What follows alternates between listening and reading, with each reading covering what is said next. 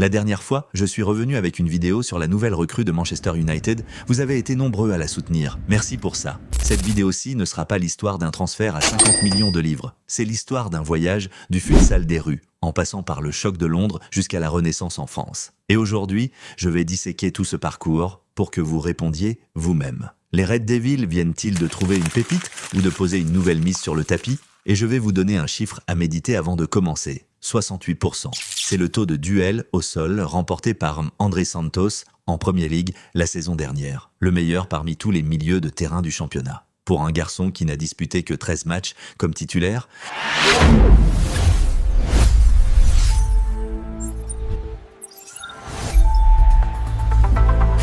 beaucoup de gens regardent André Santos et n'y voient que deux choses. Un prix jugé trop élevé et un jeune joueur encore brut.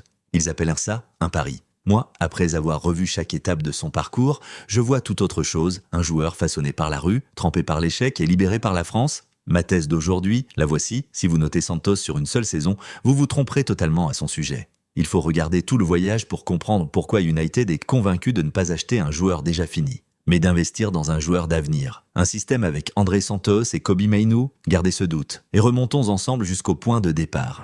André Nascimento dos Santos est né le 5 mai 2004 à Rio de Janeiro, dans une famille ordinaire comme des millions d'autres au Brésil. Pour le peuple du pays de la samba, le football n'est pas un sport. C'est une partie de la vie. Et Santos l'a absorbé tout petit. Regarde bien, car c'est le détail le plus important de tout son dossier. Comme Ronaldinho, comme Neymar, comme Coutinho, Santos n'a pas grandi avec le football à 11. Il a commencé par le futsal. Et le futsal est une école impitoyable. Il vous force à traiter le ballon en une fraction de seconde, dans un espace de quelques mètres carrés, avec l'adversaire au corps en permanence. Il vous apprend un contrôle ultra collant, à pivoter sous pression, et, la chose la plus précieuse, à garder un calme absolu quand la pression vient de partout.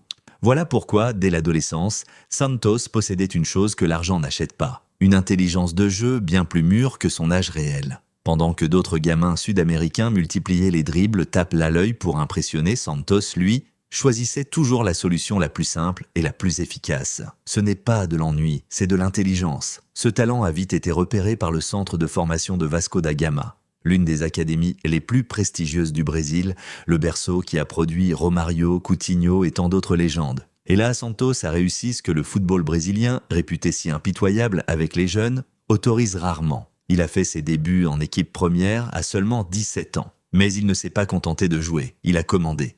Du sang-froid à la passe, du feu dans les duels, et très vite le brassard de capitaine, malgré son jeune âge. Vous mesurez à quel point c'est rare? Un vestiaire professionnel appartient d'habitude aux vétérans aguerris. Et pourtant, un adolescent a conquis ses aînés, pas par les mots, mais par son attitude à l'entraînement et un état d'esprit infatigable. Et voilà ce qui est fascinant. Bien que formé comme un milieu défensif, Santos ne s'est jamais contenté de récupérer le ballon. Il aime monter, il aime pénétrer dans la surface, il aime marquer. Il a cet instinct de se placer là où la défense adverse ne l'attend pas, une qualité qui ne s'enseigne quasiment pas. Les spécialistes brésiliens ont commencé à le désigner par un surnom, le capitaine du futur. Toute l'Europe s'y intéresse, Barcelone le suit, le PSG s'y intéresse. Mais celui qui frappe le plus fort, c'est Chelsea. Et à 18 ans, Dos Santos quitte le Brésil, emportant avec lui le rêve de tout un quartier. Tout le monde pensait que c'était le début d'une carrière éclatante, et c'était des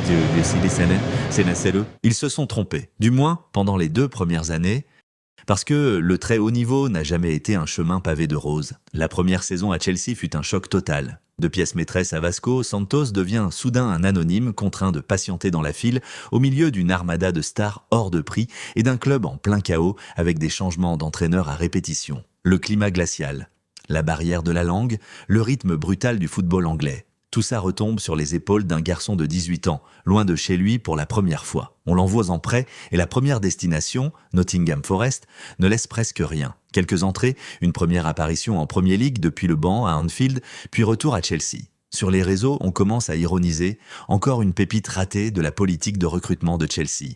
Mais pour ceux qui suivaient de près, le problème n'a jamais été le talent. Santos n'avait besoin que d'une chose, un endroit qui lui accorde sa confiance. Et cet endroit s'appelle Strasbourg.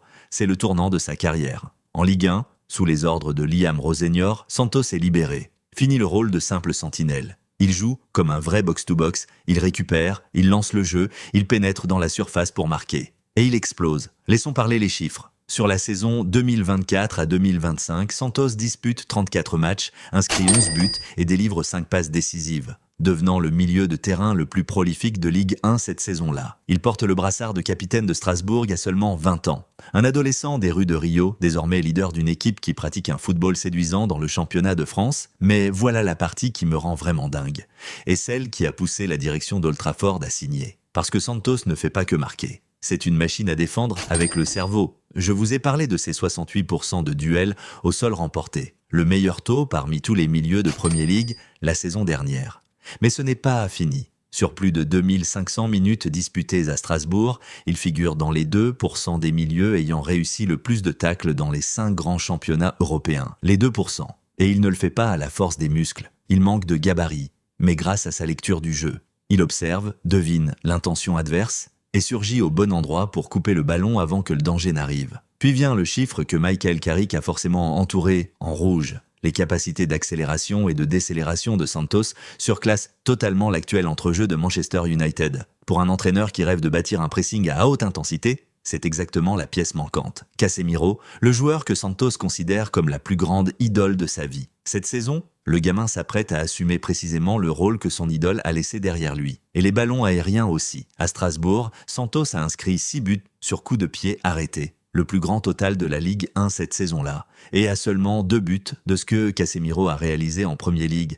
Un milieu à la fois récupérateur du top européen et menace dans la surface adverse. Sur le papier, c'est une adéquation presque parfaite, mais parce qu'un beau voyage ne garantit pas une belle fin, et là les statistiques deviennent cruelles.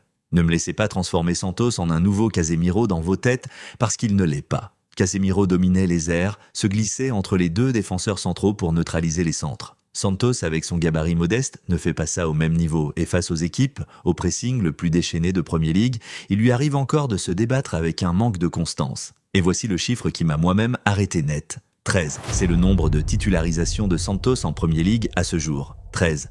Voilà toute l'expérience anglaise que United paie 50 millions de livres. Beaucoup d'analystes le disent franchement, ce prix est trop élevé pour un joueur qui n'a disputé qu'aussi peu de matchs comme titulaire. Il y a une ironie très belle dans cette histoire. Santos arrive pour combler le vide laissé par son idole, Casemiro. Mais vient-il hériter d'un héritage ou seulement rapiécer une brèche qui aurait dû être colmatée depuis longtemps? Un même contrat, 2 lectures diamétralement opposées? Pour finir, voici mon verdict. André Santos n'arrive pas à Old Trafford auréolé d'un statut de star. Et c'est une chance. Il ne subira pas une pression écrasante. Sur le plan du profil, c'est un joueur de 22 ans qui a fait ses preuves, aussi bien au poste de numéro 6 que de numéro 8, dans 2 championnats différents, sous des entraîneurs différents. Cette capacité d'adaptation et d'apprentissage, c'est précisément la marque des meilleurs. C'est pour ça que United n'achète pas un produit fini. Le club mise sur une courbe ascendante.